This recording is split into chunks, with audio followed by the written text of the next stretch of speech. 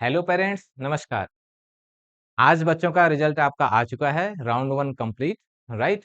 अब आपके पास आपका रिपोर्ट कार्ड आपके हाथ में है कि स्कूल अलॉट हुए हैं या नहीं हुए हैं। मेजॉरिटी बच्चों को स्कूल से अलॉट नहीं हुए होंगे, तो आपके सिनेरियो में कुछ आपको इस तरीके से दिखा रहा होगा, जो ये है ना? क्या दिखा रहा होगा वहाँ पे? Dear candidate, no school has been allotted to you by the portal in present round of counselling. You need to await for subsequent rounds for counselling, ठीक है? अब आपको इस समय ये नहीं दिखा रहा होगा क्योंकि बच्चे के मार्क्स चूँकि कम होंगे, आई थिंक 250 से या 245 से नीचे को होने पे ये शो नहीं कर रहा होगा, ठीक है? आपको ना तो एसएस मिला होगा इस राउंड में, ना ही एनएसएस मिला होगा। बट अपनी होप को मत हारिएगा। क्यों? क्योंकि राउंड 1 के बाद ही एक्चुअल पिक्चर क्लियर होगी कि कौन बच्चे इंटरेस्ट ले रहे हैं एडमिशन में और कौन नहीं ले रहे हैं। क्योंकि ये तो बाय डिफ़ॉल्ट होना ही था। जो इंटरेस्टेड नहीं है, उनका भी रिज़ल्ट आया होगा, ठीक है? तो एक्चुअल क्लैरिटी उसके बाद आएगी। अब जो सैनिक स्कूल एडमिशन काउंसिल है, उन्होंने खुद ही एक लिस्ट निकाल रखी है फ्रीक्वेंटली आस्क्ड क्वेश्चन्स की। अब आपके मन में बहुत सारे डाउट्स होंगे, जिनको स्कूल मिला है उनको भी, जिनको नहीं मिला है उनको भी। तो इन सारे क्वेश्चंस को कंपाइल करके frequently asked questions all India सैनिक स्कूल एडमिशन काउंसिल ने ऑलरेडी पब्लिश किया हुआ है।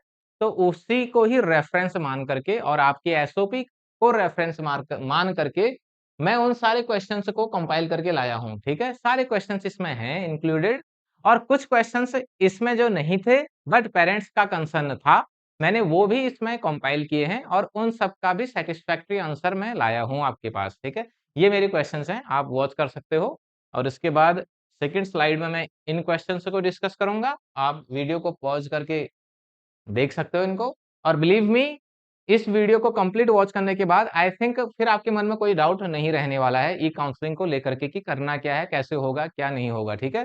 तो ये क्वेश्चंस हैं and then in third slide मैं ये क्वेश्चंस लूँगा। इसमें से जो मेरे रेड कलर्स के क्वेश्चंस हैं ये एसओपी में इंक्लूडेड डायरेक्टली इंक्लूडेड नहीं है बट पेरेंट्स का कंसर्न डायरेक्ट था। तो मैंने इनकी भी एक लिस्ट बना दी, ठीक है? और ये और लास्ट में मेरा डिस्क्लेमर भी है कि भैया आप मेरी बात को भी परफेक्ट मत मानिएगा, हालाँकि मैं तो एसओपी को ही रेफरेंस मान रहा हूँ। फ्रीक्वेंटली आस्क्ड क्वेश्चन्स जो ऑलरेडी सैनिक स्कूल्स ने अपलोड किया हुआ है अपनी ऑफिशियल वेबसाइट पे, उन्हीं को ही रेफरेंस मान रहा हूँ। बट स्टिल अगर आप चाहते हैं कि एक्चुअल इन्फॉर्मेशन मिले, ना कि एक टीचर के बिहाफ पे, तो आप प्लीज़ इसको काउंसिल को जो ये एसओपी है उसको रेफर कीजिएगा, ठीक है? और मैं स्पेशल थैंक्स कर्नल सर का करना चाहूँगा, कर्नल नेहरा सर का। उन्होंने मेरे को बहुत गाइड किया इन इन वाले उसमें, जहाँ पे भी मैं फँस रहा हूँ, मैं उन्हीं से ही हेल्प लेकर के ही आपके लिए आंसर्स लेके आ रहा हूँ, ठीक है? चलो, तो एक-एक करके इनको डिस्कस करते हैं। तो फर्स्ट स्लाइड को डिस्कस करता हूँ, ठीक है? तो इसमें से मेजॉरिटी पेरेंट्स को ये वाला ऑप्शन अभी आ रहा होगा, मेजॉरिटी को यही आ रहा होगा, I am sure about that. तो आपको अभी कुछ नहीं करना है, यही क्वेश्चन्स आपके नेक्स्ट राउंड में आएँगे जो मैं अभी डिस्कस करने वाला हूँ। आप कामली, पेशेंटली इनको सबको सुनिएगा। अभी आपको कुछ नहीं करना है, आपको नेक्स्ट राउंड के लिए वेट करना है एज़ सच। आपको कुछ करने की ज़रूरत नहीं है, बस जब नेक्स्ट राउंड का रिज़ल्ट आएगा, तो देन आपको लॉगिन करके फिर से अपना रिज़ल्ट चेक करना है। ओके? तो इन बच्चों के लिए हो गया और उन बच्चों के लिए जिनको कोई ना कोई स्कूल अभी अलॉट हुआ है, तो उनके सिनेरियोज़ में उनके पास 3 ऑप्शंस आ रहे हैं। First one is accept and continue, second one is reconsider option, third one is hold and continue, ठीक है? अब इन तीनों को बड़े अच्छे से समझना बहुत ज़रूरी है। पहली चीज़, जल्दीबाज़ी में डिसीज़न मत लीजिएगा। अगर हस्बैंड वॉच कर रहा है, तो प्लीज़ आप अपनी वाइफ़ के साथ टॉक कीजिए इसके इसके रिगार्डिंग कि क्या करना है आगे को नेक्स्ट स्टेप में, दोनों मिल कर के डिसीज़न लीजिए। जो बेस्ट होता है उसको लीजिएगा। अगर वाइफ़ देख रही है, तो अपने हस्बैंड के साथ डिस्कस करिए, then after choose the option, ठीक है? तो अगर बात करूँ एक्सेप्ट एंड कंटिन्यू की, कहने का मतलब आपको जो भी स्कूल अलॉट हुआ है, आप उसके साथ हैप्पी हैं। आप चाह रहे हैं कि मेरे को तो भैया अपने बच्चे को इसी स्कूल में पढ़ाना है, I have got the right option, ठीक है? तो आपको एक्सेप्ट एंड कंटिन्यू करना है। फिर आपकी जो प्रोसेसेज़ है मेडिकल मेडिकल क्लीयरेंस की और डॉक्यूमेंट वेरिफिकेशन की एंड फीस की एटसेट्रा की वो कंटिन्यू हो जाएगी और आप वहाँ पे एडमिशन लेंगे। ठीक है? Second one is reconsider option. Reconsider option उनके लिए है अवेलेबल जो अपने करंट अलॉटमेंट में कतई भी हैप्पी नहीं है। वो नहीं चाह रहे हैं वहाँ एडमिशन लेना, उनको उस स्कूल में इंटरेस्ट नहीं है। तो वो रिकंसिडर ऑप्शन चूज़ करेंगे। लेकिन रिकंसिडर ऑप्शन चूज़ करते हुए प्लीज़ ये ध्यान ज़रूर रखिएगा कि अगर आपको नेक्स्ट राउंड में कोई भी स्कूल नहीं मिला या आपकी प्रायोरिटी लिस्ट में आपको आपके ऊपर से स्कूल्स के बजाय नीचे के स्कूल भी मिल गया, तो देन आप ये नहीं कह सकते हो कि मैं अपना पुराना स्कूल चाहता हूँ, मैं वहाँ पे ही एडमिशन लेना चाहता हूँ जहाँ पे मुझे पिछले राउंड में अलॉट हुआ था, नहीं। आपका कैंडिडेचर आप उस स्कूल के लिए ऑलरेडी ही कैंसल आउट किया जा चुका है। अब आपको और स्कूल्स के लिए भेजा जाएगा, ठीक है? और स्कूल्स का अलॉटमेंट दिया जाएगा, वो स्कूल का नहीं मिलेगा। अगर सीट वैकेंट रही तो आपकी प्रायोरिटाइजेशन लिस्ट में से जो ऊपर के स्कूल हैं वो आपको मिलेंगे। अगर उनमें से नहीं रहा तो आपकी प्रायोरिटाइजेशन में जो स्कूल आपको अभी अलॉट हुआ है उससे नीचे वाले जो हैं उन स्कूल्स में कहीं पे तो अलॉट होगा, ठीक है? बट इस स्कूल में आपका ये माना जाएगा कि आप इस स्कूल में इंटरेस्ट नहीं ले रहे हो और स्कूल्स में आप इंटरेस्टेड हैं। Got it? ये क्लियर हो जाना चाहिए। ऑलरेडी यहाँ पे कमेंट है, ऑलरेडी सबके बारे में कमेंट दिया हुआ है। मैं आपको जस्ट एक्सप्लेन कर रहा हूँ, ये ऑलरेडी लिखा हुआ है यहाँ पे, ठीक है? आप इसको भी रेफर कर सकते हैं। Third one is hold and continue.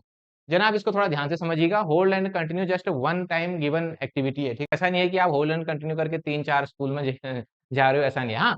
But reconsider आप ज़रूर कर सकते हो। जस्ट इमेजिन आपको सेकंड राउंड में भी जो स्कूल मिला, वो आपके इंटरेस्ट का नहीं है, कोई इश्यू नहीं, आप अगेन रिकंसिडर कीजिए उसमें, ठीक है?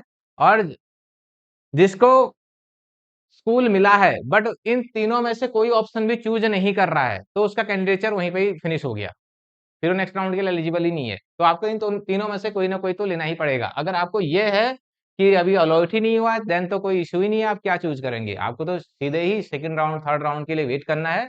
अगर आपको ये ऑलरेडी ही स्कूल अलॉट हो चुका है, चाहे वो एनएसएस है, एसएस है, कुछ भी मिला हुआ है, तो आपको ये कंटिन्यू करना है। Got it? तो होल्ड एंड कंटिन्यू में आपको उस स्कूल में जो स्कूल अभी मिला हुआ है अलॉटेड स्कूल, वहां पे जाकर के एडमिशन की पूरी प्रोसेसिंग करनी है, पूरी फॉर्मेलिटीज करनी है। आपका मेडिकल क्लियरेंस, आपका डॉक्यूमेंट वेरिफिकेशन, फी सबमिशन सब कुछ होगा और वहां पे आप एडमिशन लेंगे।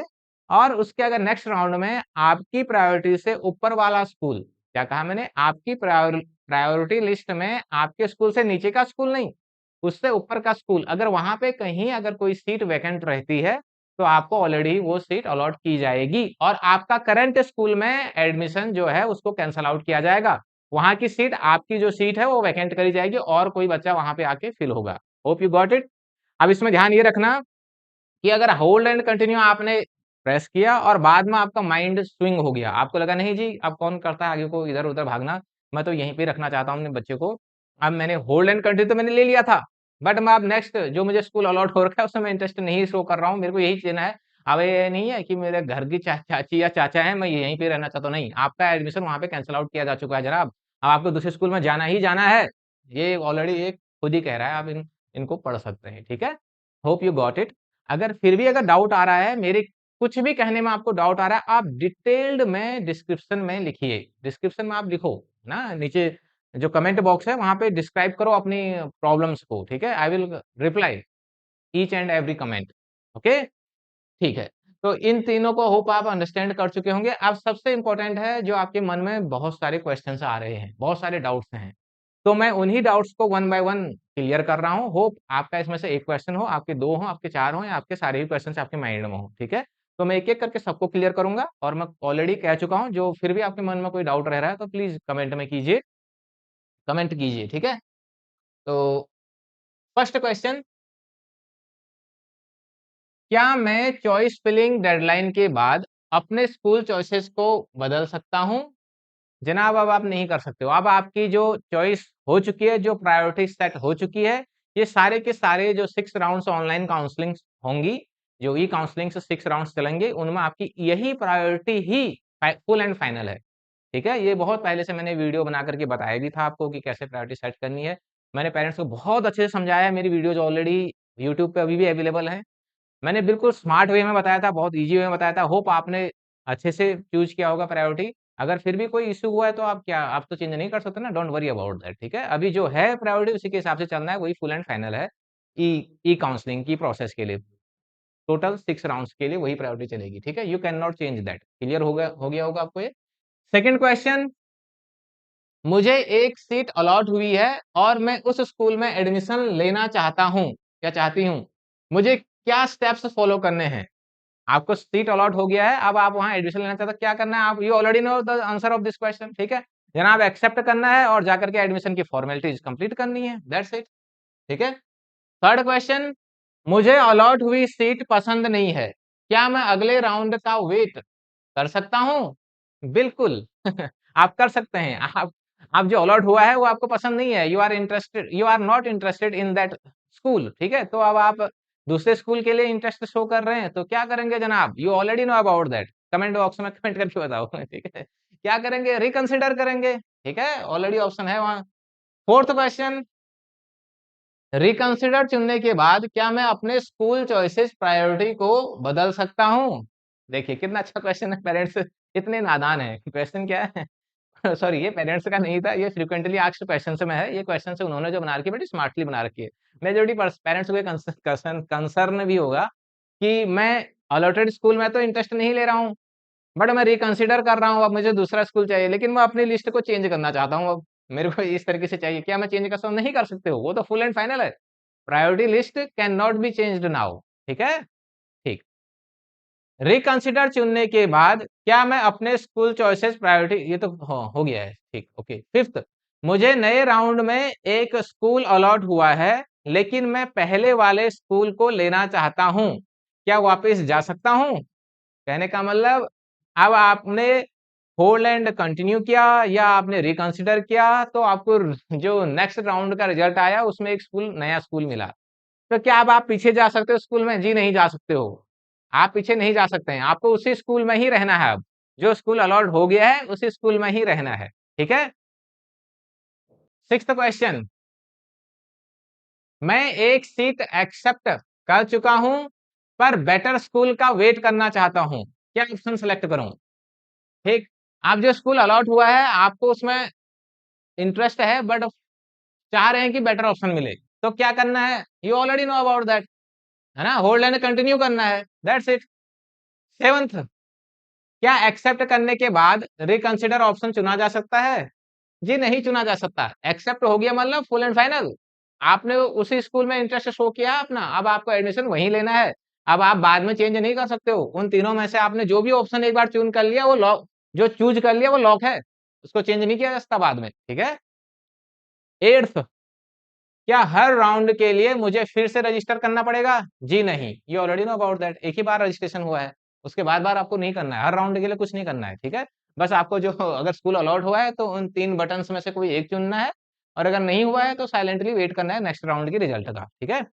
10th क्वेश्चन, सीट एक्सेप्ट करने के बाद अगर फी पे नहीं की, तो क्या सीट कन्फर्म रहेगी? अब आपने सीट एक्सेप्ट कर लिया बट फी पेमेंट नहीं की या मेडिकल क्लियरेंस नहीं हुआ या डॉक्यूमेंट वेरिफिकेशन नहीं हुए, तो क्या सीट कंफर्म रहेगी? जनाब नहीं रहेगी। अगर वो प्रोसीजर आपने फॉलो नहीं किया एडमिशन का, तो आपका वहां के लिए कैंडिडेचर ऑलरेडी कैंसल आउट किया जाएगा, तो आपको वो प्रोसेस तो करनी ही करनी है। 11th क्वेश्चन, क्या मैं अलॉटेड सीट पर एडमिशन प्रोसेस कंप्लीट नहीं करता तो क्या होगा? अब अलॉटेड सीट पर अगर आप एडमिशन प्रोसेस को नहीं कंप्लीट करेंगे, उस प्रोसीजर को फॉलो नहीं करोगे, तो क्या होगा? कैंडिडेचर कैंसल आउट होगा, वो स्कूल अब आपके लिए नहीं अवेलेबल होगा। ठीक है, क्लियर है? 12th, मैं सीट कंफर्म कर चुका हूं लेकिन अब एडमिशन नहीं लेना, क्या करूं? अब सीट कंफर्म कर चुके हो, मतलब आपने एक्सेप्ट कर लिया है बट एडमिशन नहीं लेना चाहते हो। एक्सेप्ट कर चुके हो बट अब एडमिशन में इंटरेस्ट नहीं है, माइंड चेंज हो गया, तो क्या करना है? अगर आप थोड़ा पढ़े लिखे हैं और थोड़ा क्या कहते हैं जिम्मेदार नागरिक हैं, तो जो स्कूल एक्सेप्ट किया है उस स्कूल की ऑफिशियल ईमेल पे जाइए और उनको ईमेल कर दीजिए कि मैं सर मुझे ये स्कूल अलॉट हुआ है बट मैं एडमिशन में इंटरेस्टेड नहीं हूँ, दैट्स इट। और अगर नहीं आइडिया है, नहीं करना जानते, तो कोई इशू नहीं है, वो ऑलरेडी कैंसल आउट हो जाएगा। अगर आप एडमिशन प्रोसेस में पार्टिसिपेट नहीं लेते हैं तो ऑलरेडी आपका कैंडिडेचर वहीं से ही कैंसल आउट किया जाएगा, कोई इतना पेन की चीज नहीं है, ठीक है?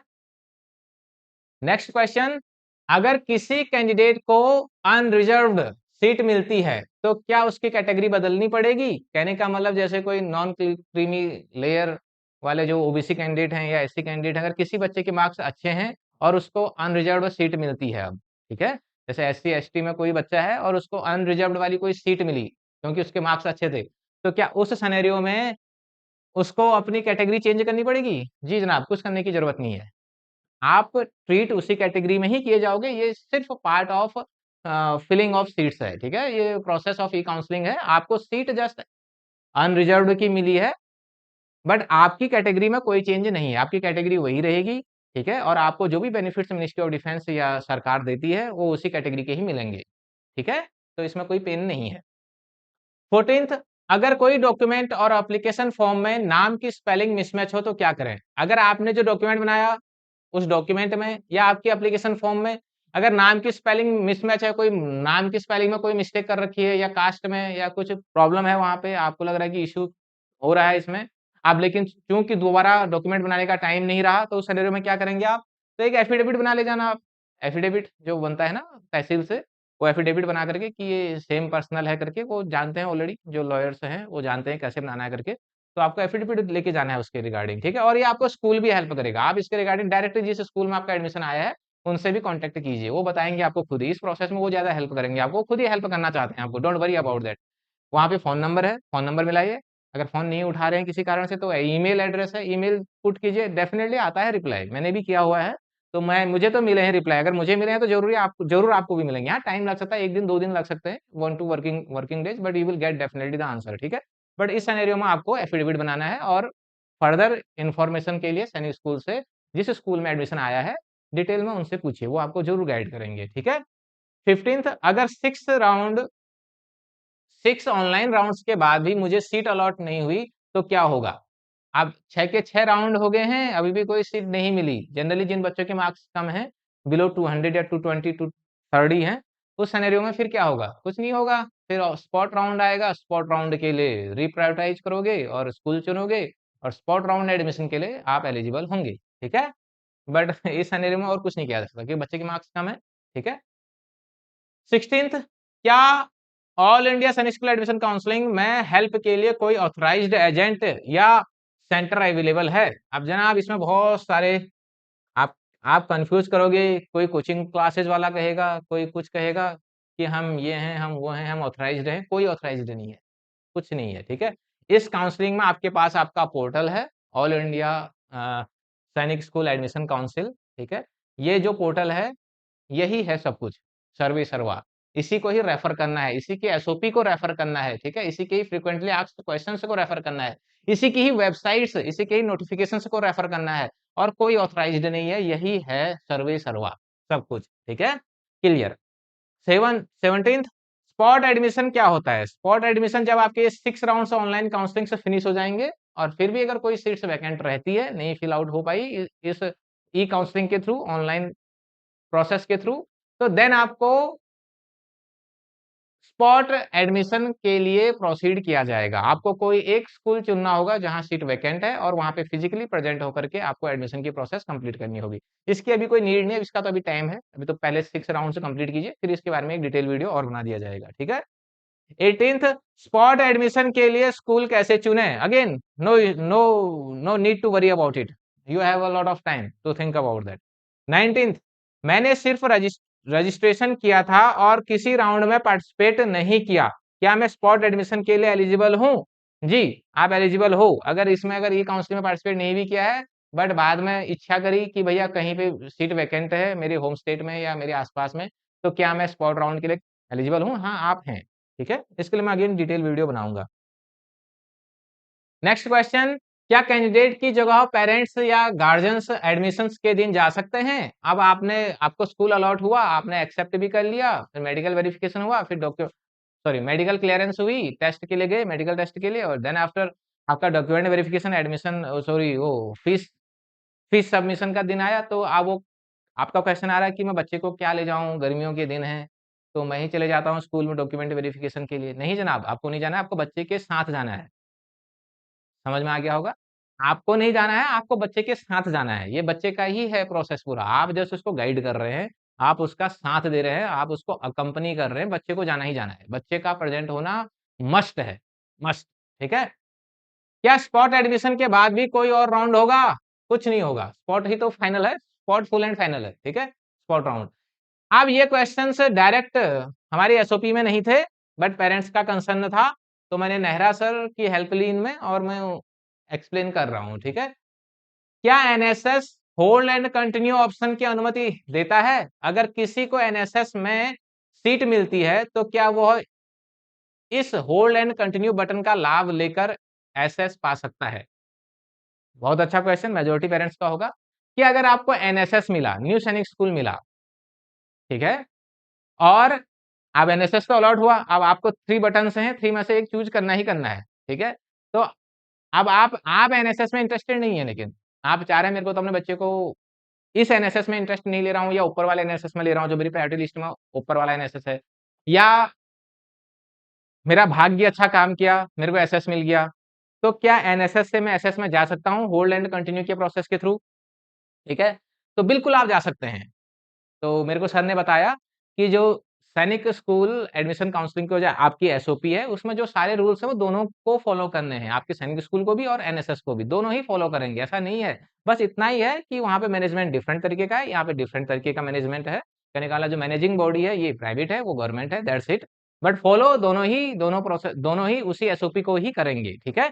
तो अगर आपको एनएसएस अलॉट होता है, तो डेफिनिटली आप होल्ड एंड कंटिन्यू के लिए होल्ड एंड कंटिन्यू करके एसएस में भी सीट पा सकते हैं, बशर्ते आपको एसएसएस मिले, सैनिक स्कूल मिले। होल्ड एंड कंटिन्यू आप बस वन टाइम ही एन्जॉय कर पाओगे, ऐसा नहीं कि आप 2-3 राउंड उसको ले रहे हो, नहीं, एक ही बार कर पाओगे। आपको एनएसएस मिला, अब आपने वहाँ पे जाकर के अपनी एडमिशन की पूरी प्रोसेस कंप्लीट करी और आपने होल्ड एंड कंटिन्यू किया, तो अगर आपकी प्रायोरिटी लिस्ट में उससे ऊपर का कोई एनएसएस या उससे ऊपर का कोई एसएस अगर आपको मिलता है, तो आपको वहाँ को स्विच कर दिया जाएगा। उसमें एनएसएस भी कोई क्वेश्चनिंग आपको नहीं करेगा, ये आपकी योर ओन चॉइस है। Hope you cleared it. अगर कोई डाउट आता है तो मुझे कमेंट करके कमेंट बॉक्स में बताओ आप, ठीक है? मैं उसको और क्लैरिफाई करूँगा। 23 क्या एनएसएस में भी एसओपी उसी तरह फॉलो की जाएगी जैसे एसएस में की जाती है? बता दिया था अभी, बिल्कुल की जाएगी। एसओपी दोनों में ही फॉलो की जाएगी। 24 अगर किसी को उसका फर्स्ट ऑप्शन मिल गया है, ये उन बच्चों के लिए है जिनके मार्क्स थोड़ा ठीक है या प्रायोरिटी लिस्ट थोड़ा ऊपर-नीचे कर दी, गड़बड़ कर रखी है, अच्छे से भरी नहीं है। अगर किसी को उसका फर्स्ट ऑप्शन मिल गया है, लेकिन उसने अपना मन चेंज कर लिया है, अब वह अपने सेकंड या थर्ड ऑप्शन को देख रहा है। फर्स्ट ऑप्शन तो मिला बट उसमें अब इंटरेस्ट नहीं आ रहा है, उसको second, third, fourth, fifth option और स्कूल से में इंटरेस्ट है। तो क्या वह रिकंसिडर या होल्ड एंड कंटिन्यू ऑप्शन का लाभ ले सकता है? यानी मतलब फर्स्ट ऑप्शन से उसको मिला, लेकिन अब उसको वो इंटरेस्ट नहीं है उस स्कूल में। अब वो चाह रहा है कि मेरे को और स्कूल मिल जाए बट इससे मेरे को नहीं भेजना अपने बच्चे को। तो क्या वो रिकंसिडर या होल्ड एंड कंटिन्यू कर सकता है? जनाब, आप एक ही चीज़ कर पाओगे इस सिनेरियो में, that is reconsider. Hold and continue आप नहीं कर पाओगे। क्यों? क्योंकि वो आपके लिए फुल एंड फाइनल है। उससे आपने ऑलरेडी उसको प्रायोरिटी में टॉप पे रखा हुआ है। कहने का मतलब अब आप आपके लिए सबसे बेस्ट स्कूल वो है। आपने उसी हिसाब से सेट किया था। तो आप होल्ड एंड कंटिन्यू नहीं कर पाएँगे, बट रिकंसिडर का ऑप्शन आपके पास है। बट ये याद रखिएगा, रिकंसिडर का मतलब कोई श्योरिटी नहीं है कि आपको सेकंड, थर्ड वाले स्कूल में एडमिशन मिलेगा अब। अगर सीट वैकेंट होंगी देन मिलेगा। आपके मार्क्स के अकॉर्डिंग अगर सीट वैकेंट रही वहाँ पे तो मिलेगा, अगर सीट वैकेंट नहीं रही आपके मार्क्स के अकॉर्डिंग तो भैया दूसरा, तीसरा छोड़िए 25वें तक भी मिल पाए या नहीं मिल पाए कोई श्योरिटी नहीं है, ठीक है? तो समझ में आ गया होगा आपको ये? कोई डाउट है तो नीचे कमेंट करके बताइए। नेक्स्ट क्वेश्चन, अगर किसी को उसकी 25th प्रायोरिटी पर स्कूल मिलता है और वह स्टूडेंट रिकंसिडर या होल्ड एंड कंटिन्यू लेता है, फिर उसे उसकी थर्ड प्रायोरिटी और 15th प्रायोरिटी पर 2 वैकेंट सीट्स मिलती हैं, तो उसे कौन सी ऑप्शन दी जाएगी? बहुत जबरदस्त क्वेश्चन है, मेजॉरिटी पेरेंट्स के दिमाग में नहीं आएगा ये, मुझे पता है, लेकिन मैं क्वेश्चन आपको समझाऊँगा तो आपके दिमाग में ज़रूर आएगा कि हाँ, ये भी एक क्वेश्चन है और बड़ा तगड़ा क्वेश्चन है, ठीक है? कहा जा रहा है कि आपने जैसे आपके सीरियल किए थे ना प्रायोरिटी लिस्ट में, आपने प्रायोरिटी में आपने सीरियल किए थे, आपका फर्स्ट ऑप्शन था, सेकंड था, ऐसे करके आपका थर्ड था और ऐसे करके आपका 15th भी होगा, ऐसे करके आपका 25th भी था, ठीक है? तो ये क्वेश्चन के अकॉर्डिंग अगर आपको 25th नंबर का स्कूल अलॉट हो गया, ठीक है? 25th नंबर का स्कूल अलॉट हुआ, ये 25th या एनएसएस मिल गया, 40 वाला मिल गया, जो 50 नंबर पे था वो मिल गया, कोई भी आपको मिल गया। अगर अब आपने रिकंसिडर या होल्ड एंड कंटिन्यू लिया, होल्ड एंड कंटिन्यू और रिकंसिडर मैं अच्छे से आपको समझा चुका हूँ, आपने इन दोनों में से कोई भी ऑप्शन लिया, तो अब आप नेक्स्ट राउंड की ई काउंसलिंग के लिए एलिजिबल हैं। तो अब माना नेक्स्ट राउंड में आपके पास 2 वैकेंट सीट्स हैं आपसे ऊपर की प्रायोरिटी में, ठीक है? आपके आपने जो प्रायोरिटी सेट करी थी 1, 2, 3, 4, 5, 6 करके सारे 78 स्कूल्स की थी। अब आपके पास सारे स्कूल्स में तो वैकेंसी नहीं रहेगी। जस्ट इमेजिन 2 स्कूल्स में है। एक तो थर्ड स्कूल्स में वैकेंट सीट्स है। आपके मार्क्स के अकॉर्डिंग ही होगी, वैकेंसी तो बहुत होंगी बट आपके मार्क्स के अकॉर्डिंग कह रहा हूँ, ठीक है? एक तो थर्ड में थी और एक 25th पे थी, सॉरी 15th पे थी। एक थर्ड में वैकेंट है, एक 15th में वैकेंट है। तो अब आपको कौन-सा स्कूल मिलेगा? थर्ड वाला जो मिलेगा या 15th वाला जो मिलेगा? You already know about that. Priority list में आपने थर्ड को सबसे ऊपर से रखा है, अगर यहाँ पे सीट वैकेंट है तो आपको थर्ड ही मिलनी है। क्लियर? 15th नहीं मिलनी है। जो आपकी प्रायोरिटी लिस्ट में जहाँ पे वैकेंट सीट होगी आपके मार्क्स के अकॉर्डिंग, प्रायोरिटी में जो सबसे ऊपर होगा वो आपको मिलेगी। होप यू गॉट इट, ठीक है? चलो मैंने सारे क्वेश्चंस कर दिए हैं और लास्ट में एक डिस्क्लेमर कि आपको full and final reference SOP का ही लेना है। क्लियर? और एक और एडिशनल पॉइंट, अगर कहीं पे कोई और डाउट आता है और जिन जिन बच्चों को जो स्कूल अलॉट हो चुका है, आप वहाँ के ऑफिशियल ईमेल उनको ज़रूर ड्रॉप कीजिएगा, वो आपको रिप्लाई देते हैं। Trust on me. होप आपको वीडियो अच्छी लगी होगी तो इसको लाइक कीजिए और कोई आपके फ्रेंड्स हैं, आपके चाहने वाले उनको शेयर कीजिए। See you in the next video, till then bye, नमस्कार।